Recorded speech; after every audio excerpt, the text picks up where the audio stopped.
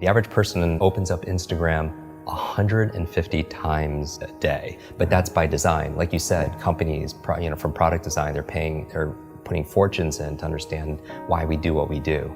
And variable reward, dopamine pops, all that stuff. Exactly. And so if you're picking up the phone the first thing in the morning, the challenge is a number of reasons. This is a challenge. First of all, there are these 4 primary brainwave states.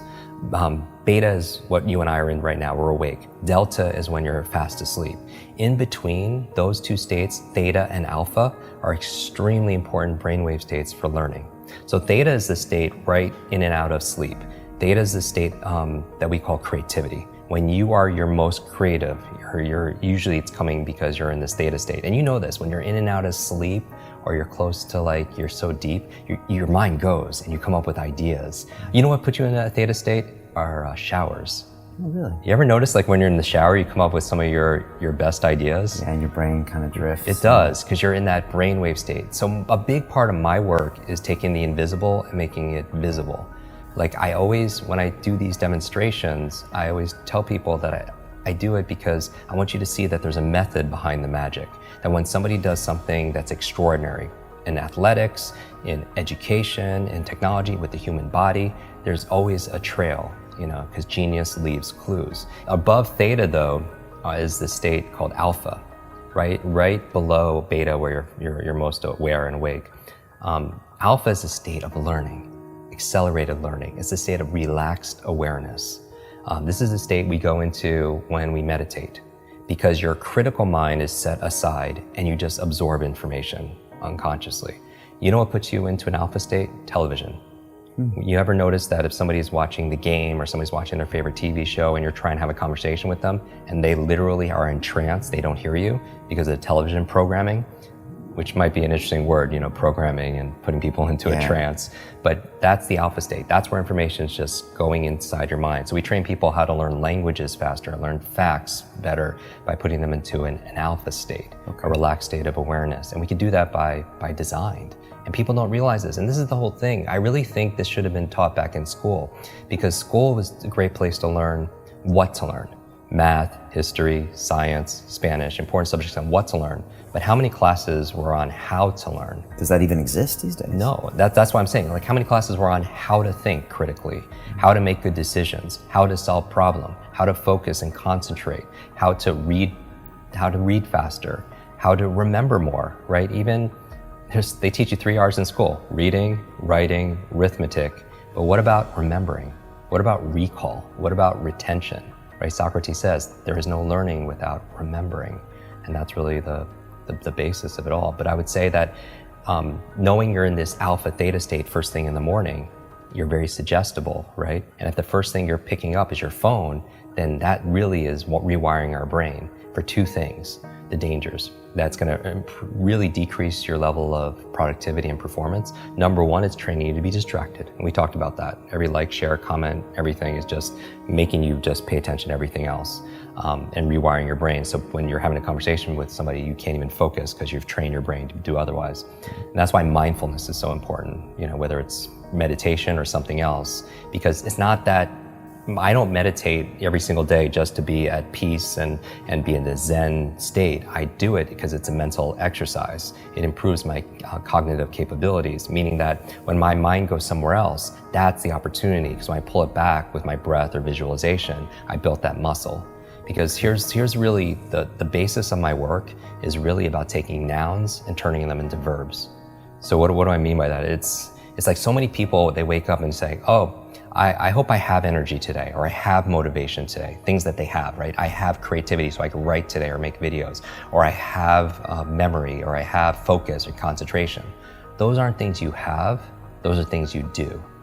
And so you don't have love, you do loving things. You don't have energy, you do things that give you energy.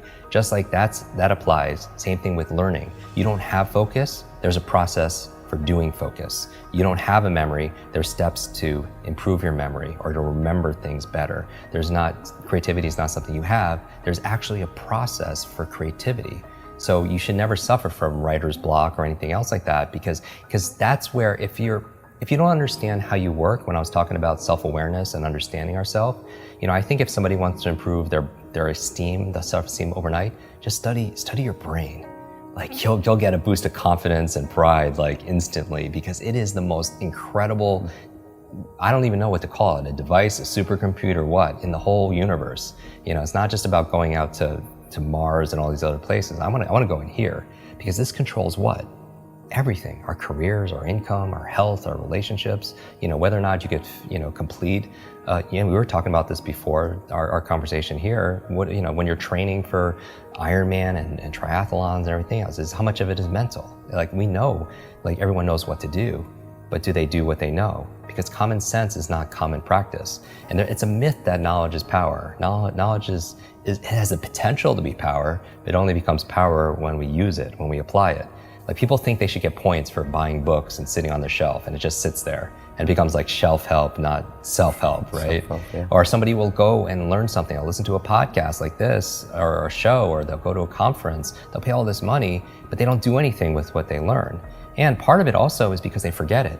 You know, everyone knows there's a learning curve, but there's also a forgetting curve. Did you know, like the forgetting curve says that if you learn something once, within 48 hours, 80% of it is gone. 80%. So you listen to a show, you watch something, on YouTube, you go to a conference, you read a book, within 2 days, the majority of it is gone, because nobody trains us how to have, that's why memory is so important. You know, and so the first thing, don't touch your phone, because it's training you to be distracted. The second thing is it's training you, rewiring your brain to be reactive. Reactive, meaning that you're in this relaxed state of awareness when you first wake up. You pick up your phone, you get one text with bad news, or one voicemail, or one email. And you know this, this has all happened to us. You're in a bad mood for the rest of your day, because you're so impressionable. You're in that hypnotic state, and it affects you. And you can never have a quality life, you know, with that, you know, and be the best version of ourselves, be an elite mental performer or high performer, when you're responding and reacting to everybody else. You know, my friend Brendan Burchard says, an inbox is nothing but a convenient organizational system for other people's agenda for your life. And how can you have vision for your life? Like for me, the night before, like I did a whole episode on my morning routine, like 10 things I do every morning to jumpstart my brain. And I also have an evening 1 hour routine to get into sleep, to maximize my sleep. Sleep is so very important to be able to do.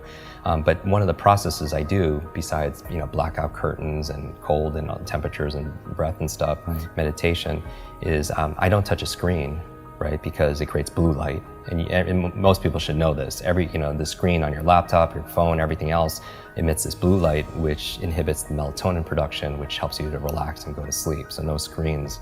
But the other thing I do is I write down the 3 things I want to accomplish the next day personally, and the other 3 are professionally. So now when I wake up, I have a vision for my life. Like this is a win today if I just get these 3 things done personally and 3 things professionally. And then when it comes to my phone, I don't touch my phone until I get at least 1 thing done.